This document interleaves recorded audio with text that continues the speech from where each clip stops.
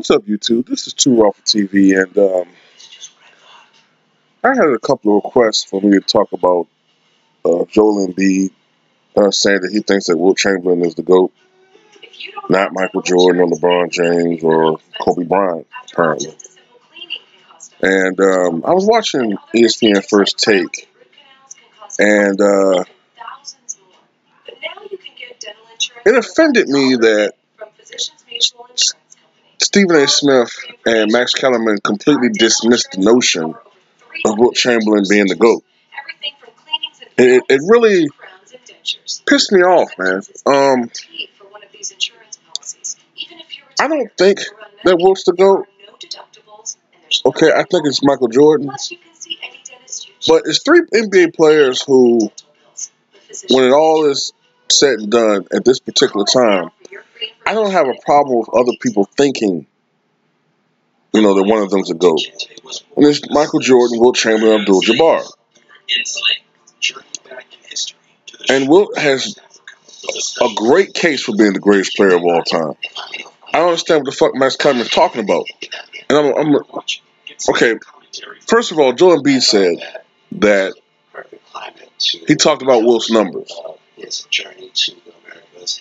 And he said nobody's going to score 100 points in a game. I don't care pretty much anybody. I think he pretty much said that's what makes Wilt the GOAT, all right, his numbers. And the argument I hear from Max Kellerman and them is that, well, Wilt wasn't the GOAT because he only won 2 championships. And he basically was saying, well, he wasn't as successful in the postseason as Michael Jordan or Bill Russell, what have you.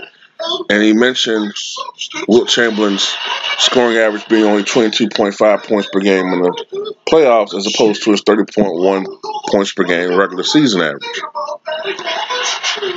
And it really pissed me off hearing this information they were spewing because, number one,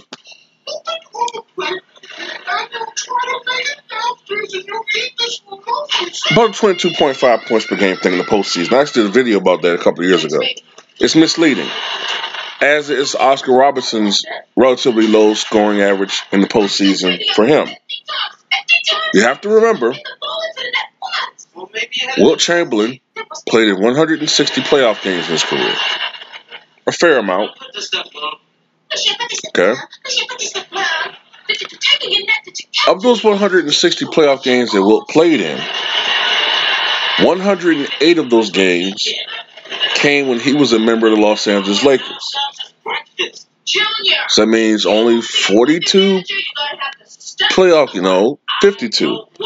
Only 52 playoff games in his career came when he was a member of the Warriors and the Sixers. Okay? Now, that means that 108 games he was with the Lakers, okay? This is my point. By the time Wilt Chamberlain was playing with the Lakers, he was usually the 3rd, 4th, and then ultimately even the 5th option on offense with the Lakers.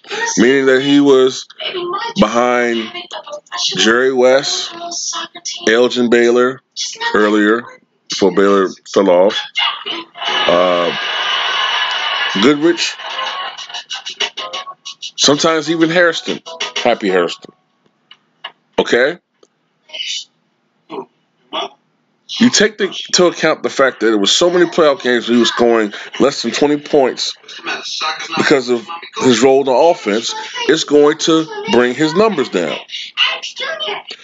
Even when he was with the Sixers, when he won a title in 1967, right? The team that went 68-13. Also, it should be noted that Wilt was on 2 of the greatest individual teams of all time. The 70s, 67 76ers that went 68-13 during the regular season. It was 81 games that year. All right.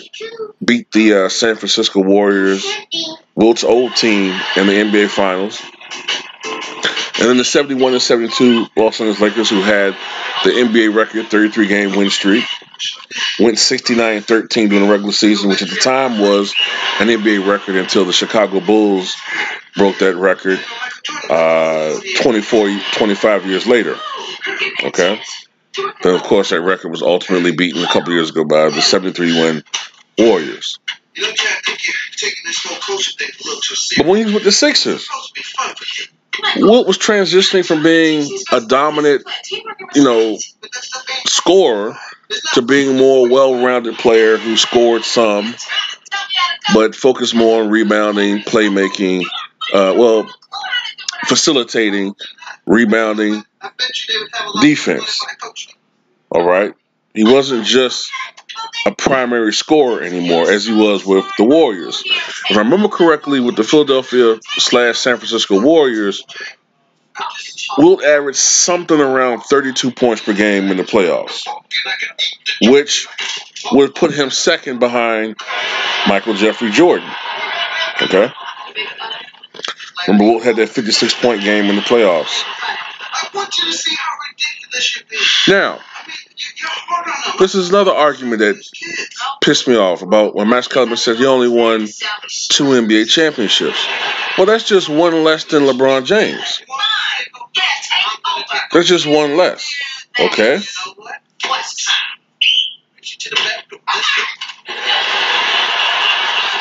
LeBron James has 4 MVPs. Wilt Chamberlain has 4 MVPs. LeBron James is 3 and 6 to the NBA Finals. I believe Wilt played in the finals on the losing end in 1973. I believe in 1970,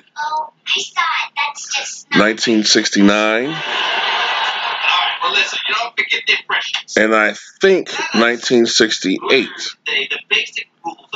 So that means Wilt is 2 and 4, I believe, in the NBA Finals.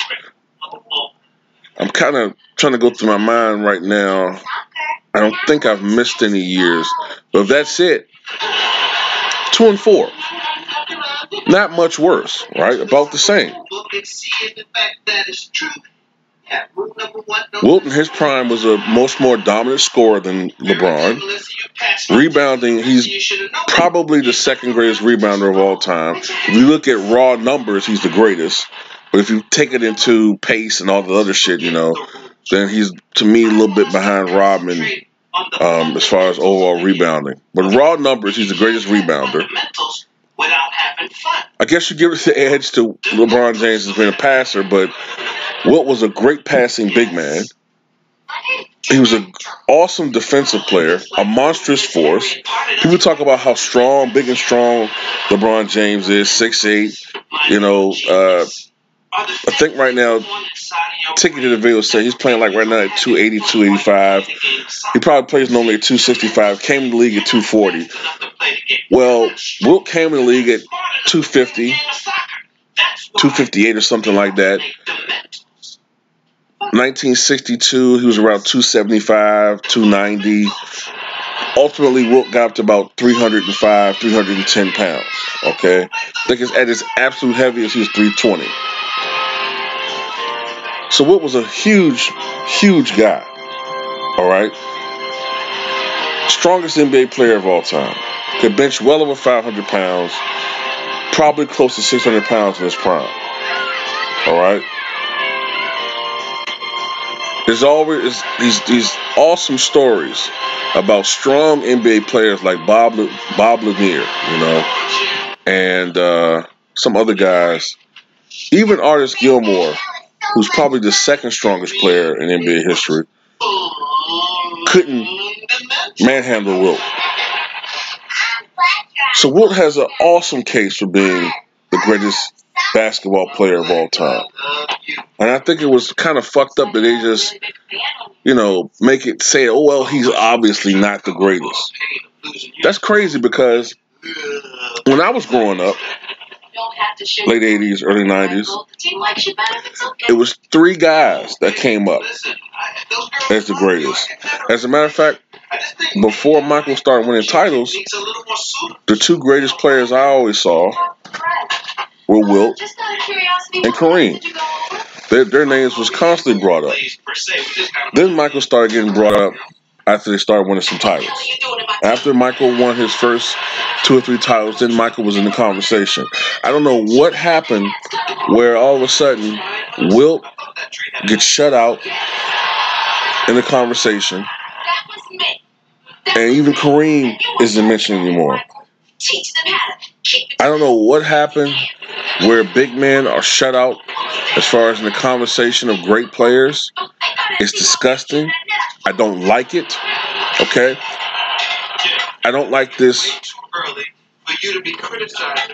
tendency for revisionism where it's kind of even said now how, I even see some people say things like, well, Kobe led the Lakers to the 5 NBA titles. No, he did not. He led the Lakers probably to the last 2 NBA championships when it was Pau Gasol and Andrew Bynum. He got a lot of help from those guys. But Shaq was the man in those first 3 championship teams. But you see it all the time. Tim Duncan's not talked about. Shaquille O'Neal's not talked about. All right? Moses Malone, possibly the most underrated NBA player in the history of the NBA. Most young people don't even know who the fuck he really is. All right? Bob Pettitt's not talked about anymore. Bill Russell's been reduced to, oh, well, he just was dominant playing in the League of Scrubs, which is the stupidest, laziest fucking millennial comment I ever fucking see, man. And you got people saying that Wilt's not even a top 10 player all time. These fucking idiots that don't know what the fuck they're talking about. I pray for rain. So that's one thing I agree with Stephen A. Smith what he said is that Joel Embiid's sticking up for big men. Because big men have been forgotten in the game, and I think it's a shame. And on that aspect, for once, I agree with Stephen A. Smith. All right? Joel Embiid is entitled to his opinion. I think it's an educated opinion. It's not an outlandish statement to say. Wilt has a great case for being a GOAT. And I don't think that it's necessarily a fact that Michael Jordan... They act like it's a fact that Michael Jordan's the greatest player of all time. I mean, it's a widely shared opinion. I share it. But it's not a fact. Okay? A fact would be... snow occurs at or around 32 degrees Fahrenheit. That's a fact. A fact would be that the earth is round. Oh, well, depending on who you're talking about with that one. Some of you guys, somehow look at it as conspiracy talk, but whatever. There are facts. Then there are opinions. There are widely held opinions. But it's not a fact that Wilt's not the GOAT. Get out of here with that shit.